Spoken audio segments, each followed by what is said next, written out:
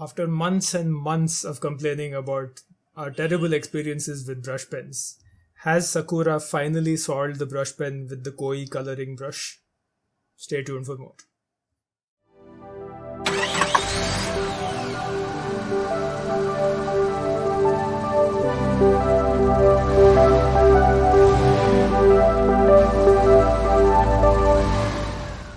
Welcome to Stationery Test Drive, where our unending quest every few weeks seems to be the quest for a great brush pen, and I think maybe this week we have finally found one. That's perfect. I'm Vishal, This is Minjal. I'm Samir.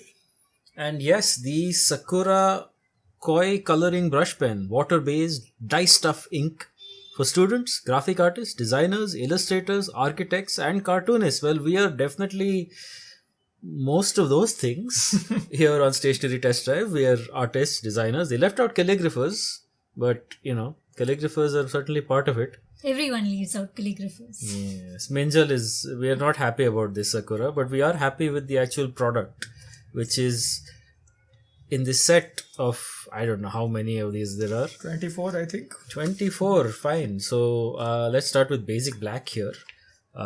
It is a brush pen. It has a nice brushy tip. And it writes like a brush pen. It looks like a brush pen. Must be a brush pen. I don't know what dye stuff ink is, which is one word, water based. Well, it's just the fact that it's made of a dye, not a pigment. Coloring brush pen. And so I might as well show you some of the colors we have here, because that black is about as basic as you can get. But you have things like woody brown, which guess what is a woody brown. And let's see, at random here, this one looks more like a highlighter one. Fresh green. Certainly fresh. I don't know if that's going to show up on camera. It does. There is quite a range of color. Let's go for another green. This one's sap green. So is that sappy? Yeah, it certainly is. This is a fun set of brush pens. This is red. It's a pretty orange red. And the vermilion is it vermilion? It's actually closer to red for me. But yes, it has a bit of that orange that you expect from vermilion, because vermilion, for those who don't maybe know in the West, at least here in India, the thing we call vermilion in English is made from turmeric, which starts off as yellow, and then when you heat it up, it kind of becomes red, and that's used as a dye, as a natural dye. So yes, it's an orange red, and that is an orange red. The Sakura Koi coloring brush pen with dye stuff and whatever. As we said, we've done a bunch of brush pens, and all of them have had some kind of flaw or quirk. But I think we're getting closer to the perfect one, aren't we, Samir? I think we are, because we've tried. I think we started with the Tombow brush pen, which was just grey. That was our first brush pen. Or was that the Fudenosuke? Yes. Okay, so that's more of a calligrapher's pen. This one is more of an artist's brush pen. And I think we tried out the Brewstros. The metallic Brewstros, which are not very good at being metallic. Isn't that right, Minjal? That's right. Or being brush pens. Okay. And then we tried a Sakura, but that was like a marker. Yeah, the Sakura Permapic. Right. And now we have in between we had the Sakura Pigma Microns. And here we come across one of the first sort of issues. I won't call it a bad thing, but it's an issue with the brush pen, is that after a certain amount of use, and your brush kind of like, it's Loses a brush, its shape. yeah, it loses its shape, it loses that point. So I would never be able to make a pointed line with this, even if I tried, because there's no point. The point is not there. But we have to say that this negative point is actually a positive point, because this set of pens is over 5 years old. These were also very generously gifted to us by Alethea. And she actually gave us 2 sets. So these are 48 pens. And we have 2 of these. Yeah, but I think they come in up to 24 colors. So we have like a double set. Who's the wonderful person who buys double sets of things? I don't know, but Here's the woody brown again. I like this color. I used it a lot in my test drive. That's kind of what we do on Stationery Test Drive.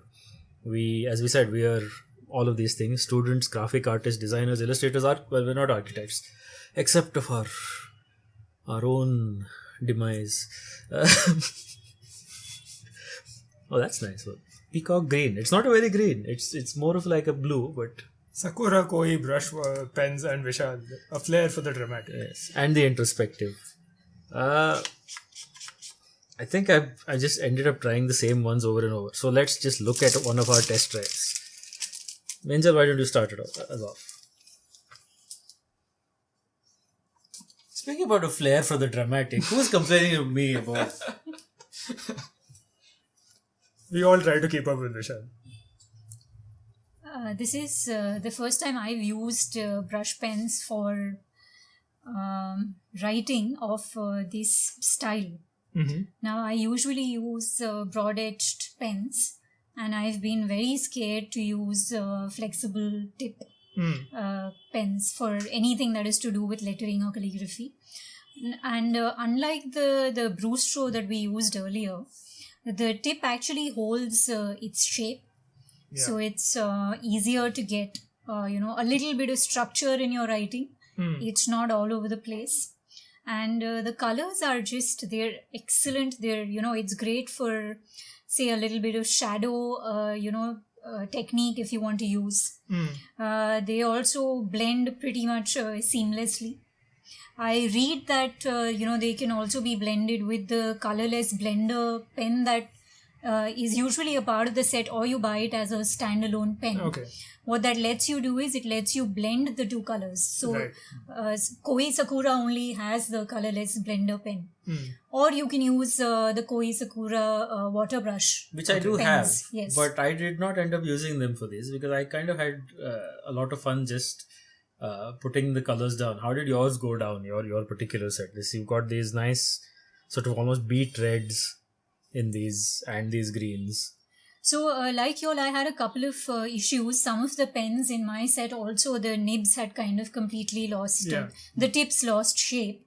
But like we said, these are almost 6 to 7 years old. Yes, and they are second hand. So I don't think that those tips got that way out of just neglect. They got there through use, which is the best way. And also we have to point out that even the tips that were, Frayed. out of shape, the pens were not dried out. They were still working. Yeah. And I don't know if it's true of these particular ones, but many of them, the tips are double-ended, so you can like pull out the frayed tip and then just like try the other end. So we should see if that is possible with one of these.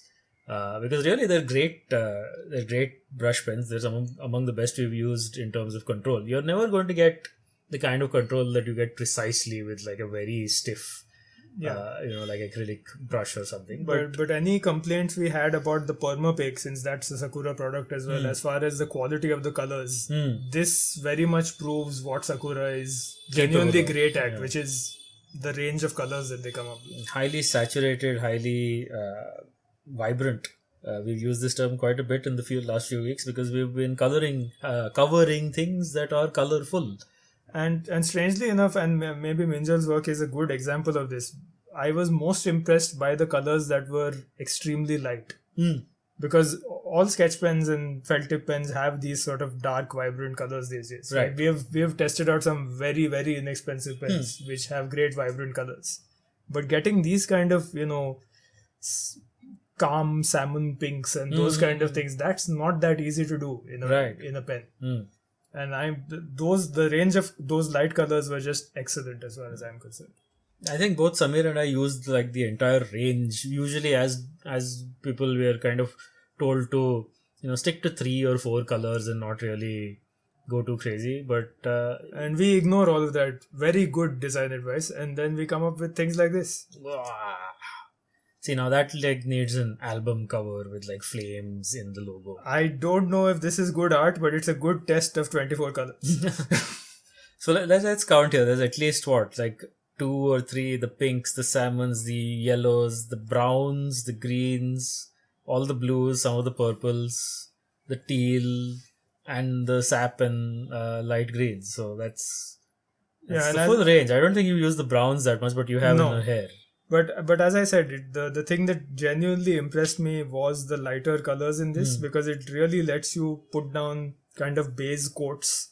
Like I have the pink here and the kind of the very light green here, and a pink for the body of this creature as well.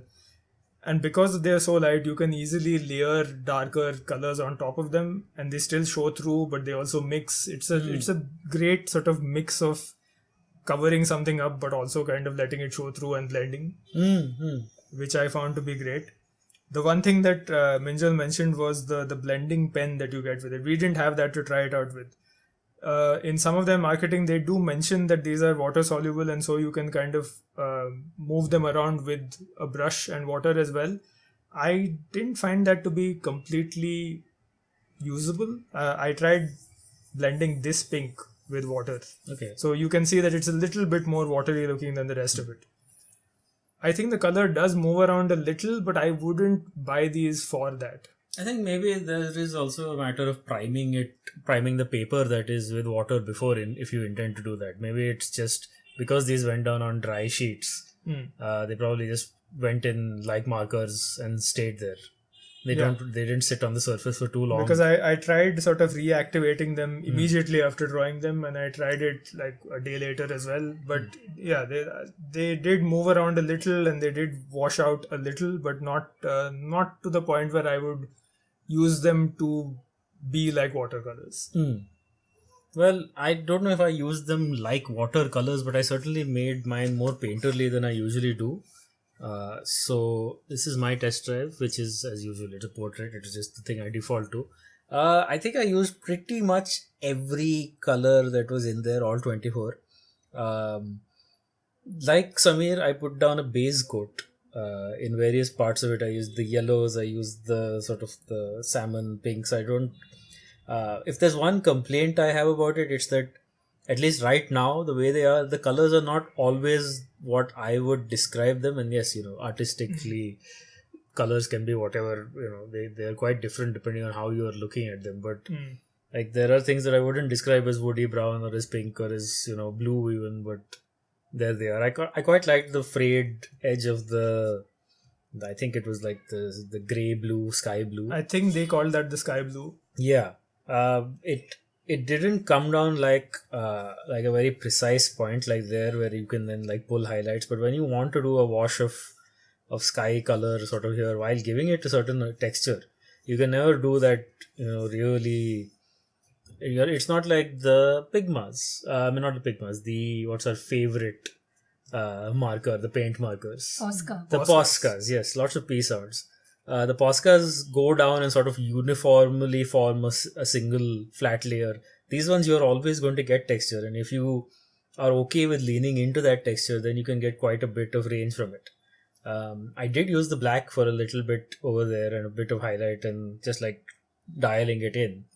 But for the most part, once I realized that you could either do that or do that, where you're using like the thin end of it or just the frayed ends, and sometimes mixing, then it was just a matter of like going into that texture that you can get out of that, it's good. I mean, it's not the greatest, like here, it's not the greatest for putting down precise patterning or things like that, but if you lean into the total kind of the messiness of it, the painterliness of the it, slight chaos of it, the slight chaos, this is going to give you.